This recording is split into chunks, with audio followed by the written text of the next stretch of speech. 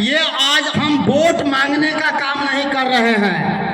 आप लोगों को ये नहीं कहने आए हैं कि फलाना को वोट दीजिए। आज ये मेरा कार्यक्रम है, अपने जो असली हमारे देवता हैं उनकी पूजा कर रहे हैं।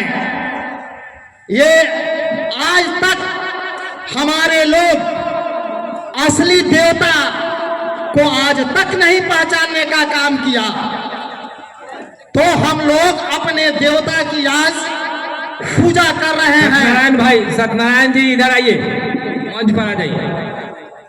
ये भारत रत्न कर्पूरी ठाकुर जी का शताब्दी समारोह है। 100 वर्ष इनका पूरा हुआ। 24 जनवरी को ये साल भर कार्यक्रम चलेगा।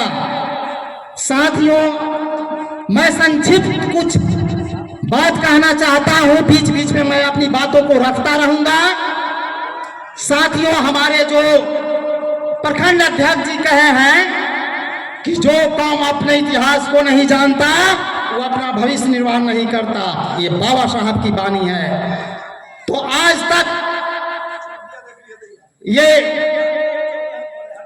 कर्पूरी ठाकुर जी को जिन लोगों ने गाली देने का काम किया, आज वे लोग भी कर्पूरी ठाकुर की जयंती मनाते होंगे।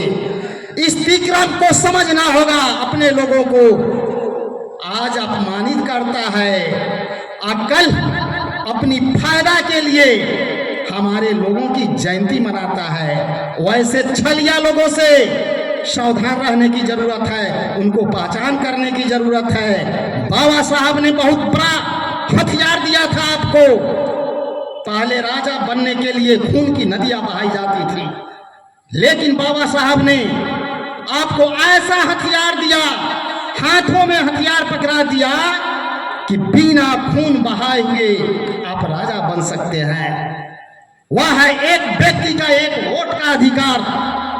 अपनी वोटों से आप खुद राजा बन सकते हैं। बाबा साहब ने कहा था कि राजा बनने के लिए रानी की पेट की जरूरत नहीं, तुम्हारे वोटों की जरूरत है। तुम अपने वोटों से खुद राजा बन सकते हो। लेकिन हमारे लोग अपने देवता की बात को अमल में नहीं लाए, जिसका खामियाजा भुगतना पड़ेगा। हमारी जो संविधान की दुश्मन, अभी भारत में जो युद्ध चल रहा है, देखने में कुछ लग रहा है, लेकिन नजर कहीं है, कहीं पे निगाहें, कहीं पे निशाना।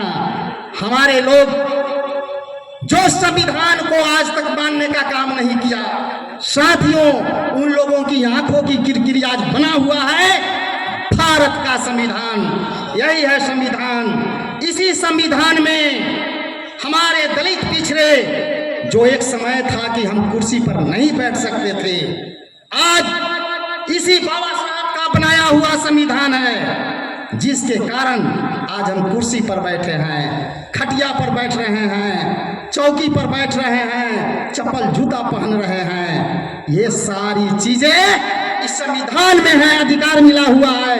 बाबा साहब ने हमको अधिकार दिया और इसी संविधान को समाप्त करने की साजिश रची जा रही है। भारत का सर्वश्रेष्ठ संसद भवन है, क्या जरूरत थी भाइयों? अरबों रुपया खर्च करके संसद बनाया गया है।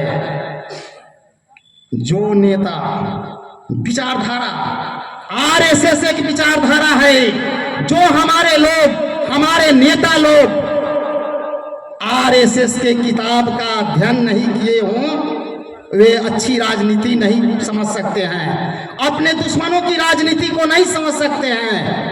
हमारे लालू प्रसाद यादव जी मंच पर आरएसएस की किताब बंच ऑफ थॉट लेके घुमा करते थे, दिखाते थे अपने लोग को।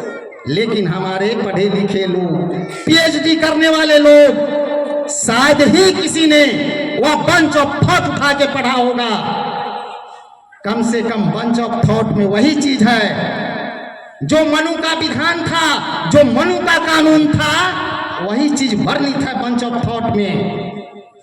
हम लोग भी किसी विचारधारा से जुड़ करके आज से 35-38 वर्ष पहले जब बोलते थे तो पढ़े लिखे लोग कहते थे अब ऐसा नहीं होगा, ऐसा नहीं होगा।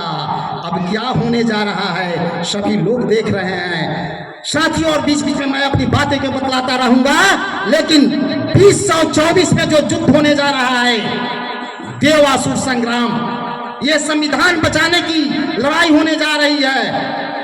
ये 2024 आर पार की लड़ाई होने जा रही है, इसको समझना होगा। जात के नाम पर अगर बाबा साहब का दिया हुआ हथियार आप नहीं इस्तेमाल करेंगे पुनः गुलाम बन जाएंगे।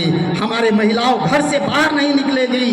अभी देश में क्या क्या हो रहा है आप सोशल मीडिया पर जा करके देखिए, पेपर और टीवी में कोई सच्चाई नहीं है। सोशल मीडिया पर जाइए और देखिए क्या क्या जुल्म हो रहा है। उत्तर प्रदेश, मध्य प्रदेश, राजस्थान में क्या दलित पिछड़ों की इज्जत लूटी जा रही है। वहां के जो दलित पिछड़े के पदाधिकारी हैं उनकी भी मौत हो रही है, कोई इज्जत नहीं है उनकी। साथियों मैं बीच बीच में कुछ बातें बतलाता रहूंगा।